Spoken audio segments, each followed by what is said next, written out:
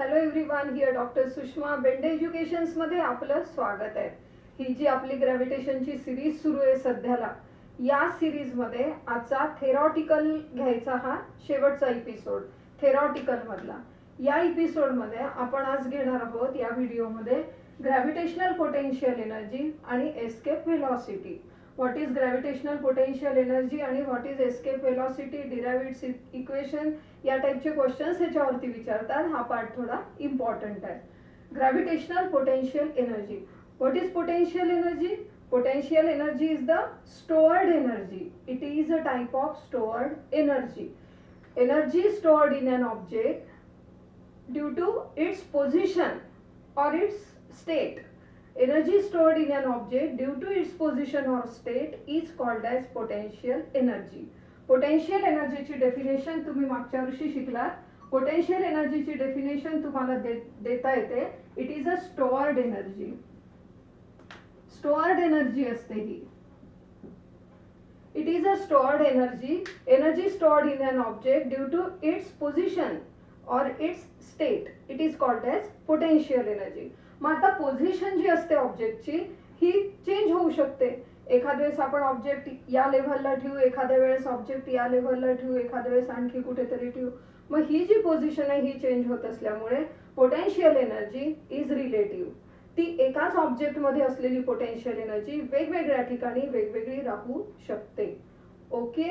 हा, तर हा पोटेन्शियल एनर्जी जी आहे त्याचा फॉर्म्युला आहे mgh. Potential energy is given by formula mgh. mgh म्हणजे काय? Where m is the mass of the object, g is acceleration due to gravity and h is height of the object from earth surface. Earth surface वरून त्याची height किती आहे यावरून त्याची potential energy ठरत असते. Okay. So at the ground लेव्हलला suppose this is the surface of the earth. या ग्राउंड लेव्हलला या ठिकाणी जर ऑब्जेक्ट असेल then height h is equal to 0. Hence potential energy at the surface of the ground it is equal to 0. आणि मग तुम्ही जसं जसं आपण वर जाऊया तशी तशी h ची व्हॅल्यू इन्क्रीज होत जाते. आणि due to increase in H gravitational energy also goes on increasing. कुठपर्यंत? एका स्पेसिफिक डिस्टन्स पर्यंत. स्मॉलर डिस्टन्स जे असतात या स्मॉलर डिस्टन्स साठी जी ची व्हॅल्यू कॉन्स्टंट ठेवतात. जी इज इक्वल टू 9.8 वगैरे आपण मीटर पर सेकंड स्क्वेअर ही आपण घेत असतो. जी ची व्हॅल्यू स्मॉलर डिस्टन्स साठी, स्मॉलर डिस्टन्स पर्यंत आपण जी ची व्हॅल्यू कॉन्स्टंट ठेवतो. आणि म्हणून जशी जशी हाईट वाढेल, हे सेंटेन्स खूप इम्पॉर्टंट आहे की जशी जशी हाईट वाढेल as we go about the earth surface potential energy जी असते इट गोज ऑन इन्क्रीजिंग. जसं जसं वर जाऊ तशी तशी पोटेन्शियल एनर्जी वाढत जाते. ठीक आहे. मग आता हे झालं पोटेन्शियल एनर्जी बद्दल. मग आता बघा पुढे what is gravitational potential energy. Now gravitational potential energy. What is gravitational potential energy? Potential energy stored in an object due to gravitational force acts on it. Gravitational force between earth and that object. Gravitational force act on it is called as gravitational potential energy. Gravitational potential energy, it is given by formula minus gmm upon r plus h. Okay, minus gmm upon r plus h. Here capital G is the universal gravitational constant, capital M is the mass of the earth, small m is mass of object, capital R is the radius of the earth, and h is the height of the object from earth's surface. Okay, gravitational potential energy is given by formula minus gmm upon r plus h. आता या ठिकाणी एक गोष्ट लक्षात घ्या. Suppose this is earth surface. आता या earth surface वरती स्मॉलर डिस्टन्स पर्यंत आपण जिथपर्यंत राहूया तिथपर्यंत जी ची व्हॅल्यू कॉन्स्टंट असते. जी कोणता? स्मॉल जी. मग आपण जसं जसं उंचावर जाऊ, खूप दूर गेलो, ऍट इन्फायनाइट डिस्टन्स जर आपण गेलो तर त्या ठिकाणी ग्रॅव्हिटेशनल ऍक्सिलरेशन जे आहे इट बिकम्स 0. ग्रॅव्हिटेशनल ऍक्सिलरेशन त्या ठिकाणी 0 होतं. अर्थची ग्रॅव्हिटी त्या ठिकाणी 0 होते आणि अर्थची ग्रॅव्हिटी ज्या वेळेला त्या ठिकाणी 0 होते, या ठिकाणी सपोज अर्थची ग्रॅव्हिटी 0 असेल तर आपण इनफायनाइट डिस्टन्स वरती पोहोचलेलो असतो and at infinite distance potential energy becomes 0. या ठिकाणची इनफायनाइट डिस्टन्स वरची हे जे डिस्टन्स आहे it is infinite distance. At infinite distance potential energy, gravitational potential energy is equal to 0. ही जी ग्रॅव्हिटेशनल पोटेन्शियल एनर्जी आहे ही 0 गृहीत धरली आहे कारण की त्या ठिकाणी अर्थ ग्रॅव्हिटेशनल फोर्स जो आहे तो तिथे संपलेला असतो. अर्थच्या ग्रॅव्हिटेशनच्या बाहेर तो ऑब्जेक्ट गेलेला असतो आणि त्या ठिकाणी तो ऑब्जेक्ट स्थिर असतो. ठीक आहे, मग हे झालं ग्रॅव्हिटेशनल पोटेन्शियल एनर्जी या ठिकाणी 0 झाली. मग आपण एक वाक्य मगाशी तुम्हाला सांगितलं होतं की लक्षात ठेवा नीट की as we go about the surface of the earth आपण जसं जसं अर्थ सरफेस पासून वर जाऊ तशी तशी ग्रॅव्हिटेशनल एनर्जी वाढत जाते. मग आता या ठिकाणी आपण खूप दूर आलेलो आहे अर्थ सरफेसच्या आणि ही जी ग्रॅव्हिटेशनल पोटेन्शियल एनर्जी आहे ही या ठिकाणी 0 आहे. याचा अर्थ क्लिअर आहे की याच्या खाली ज्या काही खाली जसा जसा ऑब्जेक्ट अर्थ सरफेसच्या जवळ जवळ येत जाईल तशी तशी ग्रॅव्हिटेशनल पोटेन्शियल एनर्जी कमी कमी होत जाईल and so it is given by negative sign. कारण या ठिकाणी जर 0 असेल तर खालची ग्रॅव्हिटेशनल पोटेन्शियल एनर्जी खालच्या कुठल्याही एखाद्या स्पॉटची पोटेन्शियल त्या ठिकाणी असलेल्या त्या ऑब्जेक्टची जी ग्रॅव्हिटेशनल पोटेन्शियल एनर्जी आहे ती 0 पेक्षा कमी राहील आणि जर ती 0 पेक्षा कमी राहील तर it must be negative. Okay, आणि दुसरा परत एक गोष्ट अशी पण असते की या ठिकाणी ऍक्ट करणारा जो ग्रॅव्हिटेशनल फोर्स आहे तो डाऊनवर्ड डिरेक्शननी काम करत असतो आणि आपण ऑब्जेक्ट जेव्हा इनफायनाइट डिस्टन्सवर नेतो आपण त्याच्या अपोजिट डिरेक्शनने नेतो आणि ती डिरेक्शन अपोजिट झाल्यामुळे सुद्धा या ठिकाणी निगेटिव्ह साइन येतं. ठीक आहे, मग आता तुमचं ग्रॅव्हिटेशनल पोटेन्शियल एनर्जी काय आहे हे तुमचं पक्क झालं असेल आता. तर it is a type of stored energy due to gravitational force between object and अर्थ.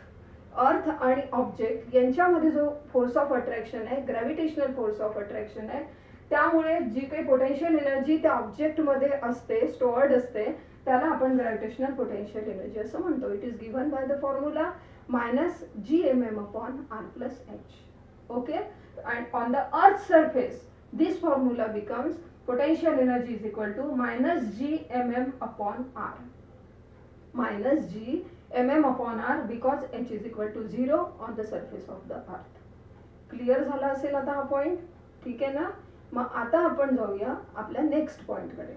Next point is escape velocity. Escape velocity, escape म्हणजे काय तर ग्रॅव्हिटेशनल अट्रॅक्शन मधून फोर्स ऑफ ग्रॅव्हिटेशन जिथपर्यंत आहे त्याच्या बाहेर निघून जाणं त्याला म्हणतात escape. Escape velocity, escape velocity.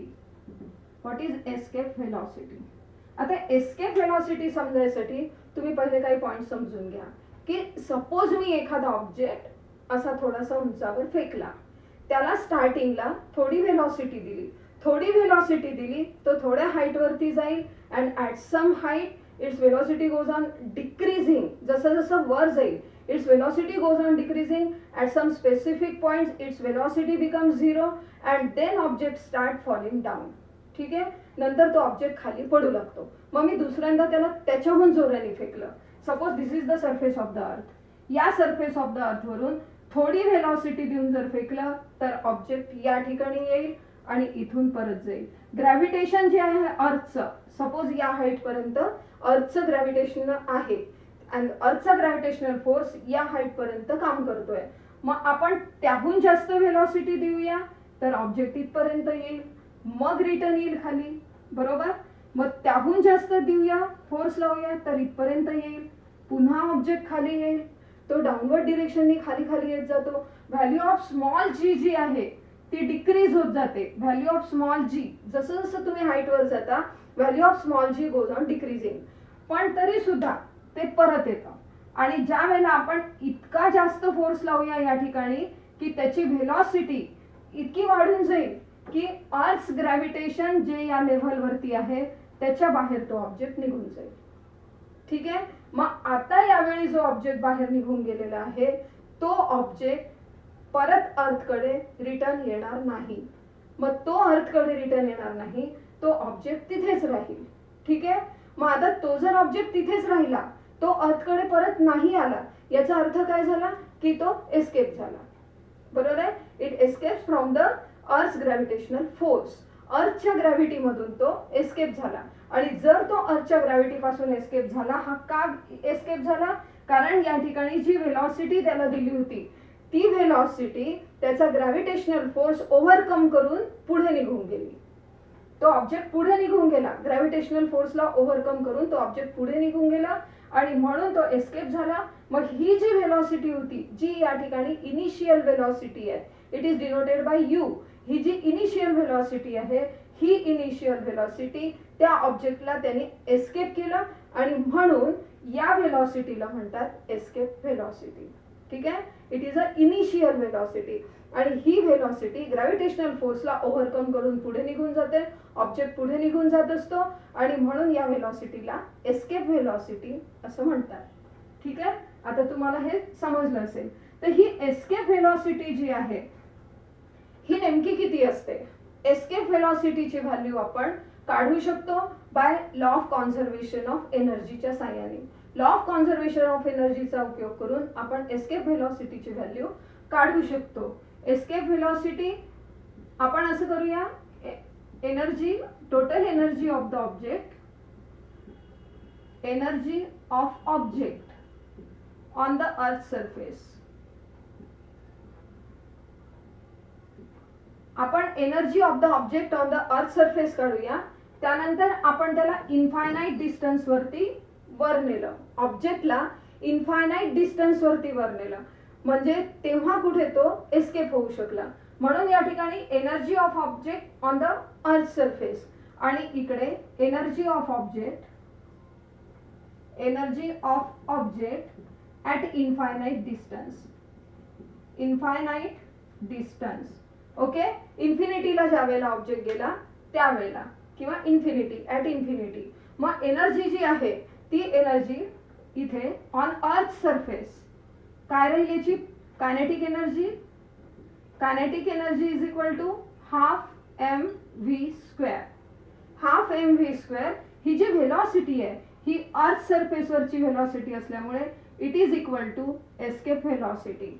ही जी व्हेलॉसिटी आहे ही एस्केप व्हेलॉसिटीला इक्वल राहील. Kinetic energy is equal to half M V square and its potential energy. Potential energy किती राहील? तर it is equal to gravitational potential energy minus GMM upon R. ही झाली याची पोटेन्शियल एनर्जी. कुठली? On the earth surface. मग total energy E is equal to kinetic energy plus potential energy. E1, it is E1 is equal to half mv square, half mv square, here it is escape velocity minus gmm upon r. Okay. ही झाली E1 ची value, ही झाली याची E1 ची value. Now energy of the object at infinity. इन्फिनिटीला kinetic energy राहील is equal to half M V square. आता इथे v जी आहे, इन्फायनाइट डिस्टन्स वर गेल्यावर ऑब्जेक्ट थांबलाय, so velocity v is equal to 0 here. Therefore it is equal to half M 0 square. It is equal to 0. Kinetic energy झाली 0 and potential energy, gravitational potential energy is equal to minus GMM upon infinity. Distance is infinite distance, so it is infinity. Potential energy it is equal to 0. So total energy E2 is equal to kinetic energy plus potential energy. Kinetic energy plus potential energy चा जर तुम्ही विचार कराल तर here E2 is equal to 0 plus 0, it is equal to 0. ही झाली potential energy. Now by law of conservation of energy, by law of conservation of energy, law of conserve आपण असं करूया, E1 आणि E2 च्या व्हॅल्यूज इकडे लिहून घेऊया. कशा आल्या त्या तुम्हाला समजलेल्या आहे. मग आपल्याला या ठिकाणी पुढचं सॉल्व करता येईल. So E1 is equal to half M V square, escape velocity आहे ही, minus GMM upon R. And E2 is equal to 0. Okay, आता याच्या पुढचं बघा. By law of conservation of energy और by principle of conservation of energy, by principle of conservation of energy, by principle of conservation of energy, total energy of the isolated object is always equal or is always same. So here E1 is equal to E2. E1 ची value आहे half mv square, it is escape velocity minus gmm upon r, it is equal to 0. E1 is equal to E2. Therefore, half mv square escape velocity gmm upon r. बरोबर, इथे m cancel होतील. Therefore, आणि हा 2 जो आहे हा मी तिकडे नेते. So v square is equal to 2gm upon r. Therefore, v is equal to square root मध्ये येईल हे सगळं 2gm upon r. Here we multiply and divide equation by capital R. We get v is equal to square root 2gm upon r square multiplied by r. आता यातला जो gm upon r square आहे, it is equal to small g. Okay, so this equation becomes v is equal to 2 into g into r. हे square root मध्ये आहे. v is equal to 2gr. Here it is equal to root 2 into 9.8 into radius is 6.4 into 10 raised to power 6 metre आहे. हे metre मध्ये आहे. Okay, मग divide it is equal to 2 into 98 into 64 into 10 raised to power 4. मी हे जे points आहे हे थोडे मी पुढे नेले आणि 2 इथे डिजिट्स घेतले आहेत, त्यामुळे याच्यातून 2 मायनस केले. It is equal to 2 multiplied by 2 multiplied by 49 multiplied by 64 multiplied by 10 raised to power 4. Here it is 2 into 7 into 8 into 10 raised to power 2. Okay, 2 7s are 14, 14 into 8 it is 112. 112 into 10 raised to power 2, it is 11200 meter per second. This is the velocity in meter per second, or it is equal to 11.2 kilometer per second. So escape velocity is equal to 11.2 kilometer per second. He G velocity आहे ही escape velocity आहे. Escape velocity is 11.2 kilometre per second. म्हणजेच आपण spacecraft वगैरे जे आहेत जे आपल्याला स्पेस मध्ये सोडायचे असतील तर तुम्हाला ते 11.2 किलोमीटर पर सेकंद एवढी त्याची इनिशियल वेलोसिटी मिनिमम असायला पाहिजे. आणि या वेलोसिटीला म्हणतात एस्केप वेलोसिटी. म्हणजेच तुम्ही अर्थवरचा कुठलाही ऑब्जेक्ट 11.2 किलोमीटर पर सेकंद पेक्षा जास्त स्पीड वर आपण हे केला, त्याला इनिशियल वेलोसिटी जर एवढी ठेवली आपण, तर तो ऑब्जेक्ट ग्रॅव्हिटेशनल फोर्सच्या बाहेर एस्केप होईल. ठीक आहे, मग हे झालं एस्केप वेलोसिटीचं एक्सप्रेशन. यावरती तुम्हाला क्वेश्चन्स येतात. एक, what is gravitational potential energy, दुसरा व्हॉट इज एस्केप वेलोसिटी, आणि derive the equation for escape velocity आणि त्याची व्हॅल्यू. ओके, ठीक आहे, मग एवढा पार्ट तुम्हाला समजला असेलच. काही पार्ट नाही समजला असेल तर तसं कमेंट बॉक्समध्ये टाका, मी त्याचे नक्की आन्सर देईल. ठीक आहे, thank you so much, wish you all the best.